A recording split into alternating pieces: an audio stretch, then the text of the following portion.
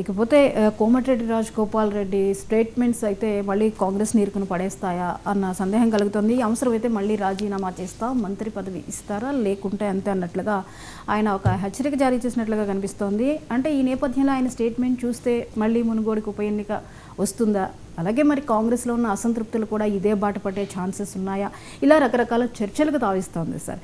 So Rajagopal Reddy స్టేట్మెంట్ని ఎలా చూడాలి, దీన్ని ఇప్పుడు అధిష్టానం ఎలా తీసుకుంటుంది? రాజగోపాల్ రెడ్డి మంత్రి కావాలని కోరుకుంటున్నాడు. ఆయనకు బలమైన నాయకుడు, అందులో అనుమానం లేదు. బలమైన నాయకుడు తన నియోజకవర్గమే కాదు, మరో పక్కనున్న 4 నియోజకవర్గాలను కూడా ఇన్ఫ్లుయెన్స్ చేయగలుగుతాడు. జిల్లా రాజకీయాన్ని కూడా ఇన్ఫ్లుయెన్స్ చేయగలుగుతాడు. బ్రహ్మాండంగా రిసోర్సెస్ ఉన్న నాయకుడు. రిసోర్సెస్ ఉండడమే కాదు, రిసోర్సెస్ ఖర్చు పెట్టేటువంటి మనస్తత్వం కూడా ఉన్నాడు.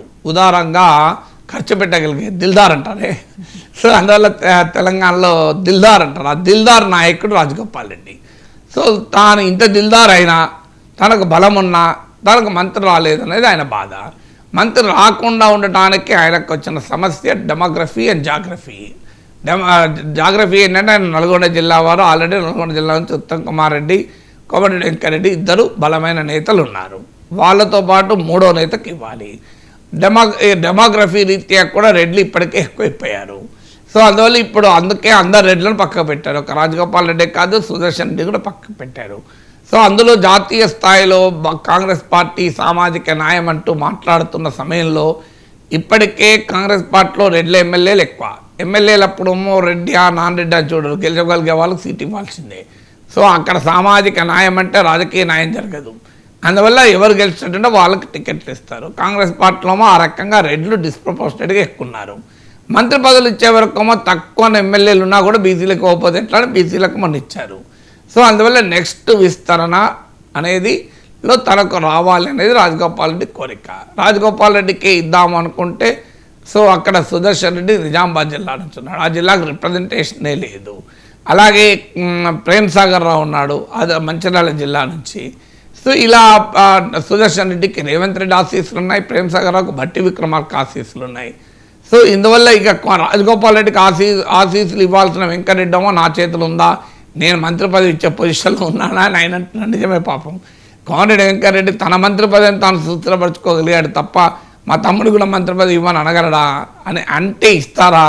సో అందువల్ల ఈ ఫ్యామిలీ ప్యాకేజ్ గొడవలు కూడా ఉన్నాయి. ఒకే ఫ్యామిలీ నుంచి ఇద్దరికి ఎందుకు ఇస్తారు అని. సో అందువల్ల ఈ ఛాలెంజెస్ అన్నీ ఉన్నాయి. అది రాజగోపాల్ రెడ్డికి కూడా తెలుసు.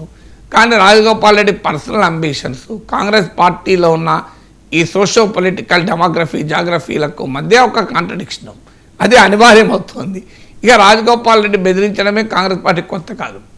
అసలు కాంగ్రెస్ చచ్చిపోయిన పార్టీ, కాంగ్రెస్ ఎక్కడుంది అంటూ కాంగ్రెస్ ఎమ్మెల్యేగా ఉన్నప్పుడే దాదాపు 2 ఏళ్ళు రోజు కాంగ్రెస్ను విమర్శించాడు. గాంధీ భవన్ పోను కూడా పోలేదు.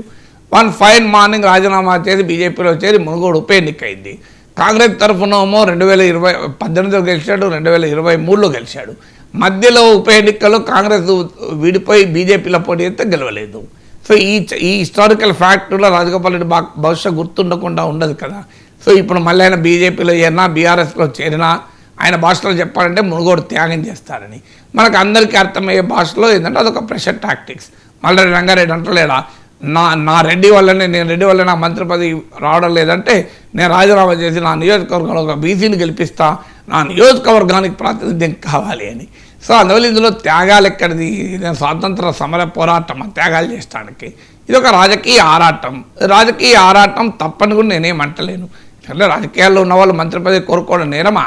ఇప్పుడు క్రికెట్ ఆడుతున్న వాడు సెంచరీ కొట్టాలని కోరుకుంటే అదేం తప్ప? సో నాగేశ్వరన్ అనేవాడు నేను మాట్లాడేదానికి 1 మిలియన్ వ్యూస్ రావాలని ఆశిస్తే అది నేరమవుతుందా? సో అందువల్ల రాజగోపాల్ రెడ్డి రాజకీయాలు ఉన్నాడు. ఆయన మీ స్వచ్ఛంద సంస్థ పెట్టుకొని నడుపుతలేడు, ఆయన సన్యాసి కాదు. రాజకీయాల్లో ఉన్నప్పుడు మంత్రి పదవి కావాలని కోరుకుంటడంలో తప్పులేదు. దానికి తగిన చతురంగ బలాలు కూడా ఉన్న నాయకుడు. నేను ఇంతకుముందు చెప్పినట్టు డెమోగ్రఫీ జాగ్రఫీ వల్ల దెబ్బతింటున్నాడు. సో అందువల్ల రాజగోపాల్ రెడ్డిలో ఆ తపన, ఆ బాధ ఉండడంలో ఆశ్చర్యపడాల్సింది ఏమీ లేదు.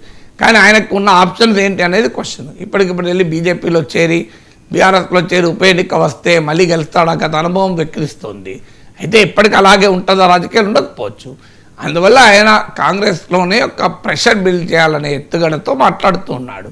ఈ ప్రెషర్ కాంగ్రెస్ హైకమాండ్ ఈల్డ్ అయి నెక్స్ట్ విస్తరణలో ఆయనకు అవకాశం ఇస్తే ఏమీ లేదు. అవకాశం ఇవ్వలేదనుకోండి, అనువైన సందర్భం కొరకు చూస్తాడు.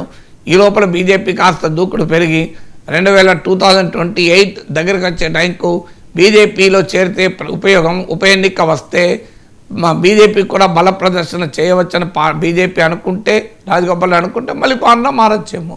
రాజకీయాల్లో ఇది ఏమున్నది, అటు పోయిన వాళ్ళు ఇటు రావచ్చు, ఇటు పోయిన వాళ్ళు అటు పోవచ్చు, మళ్ళీ అటు పోయిన వాళ్ళు మళ్ళీ ఇటు రావచ్చు.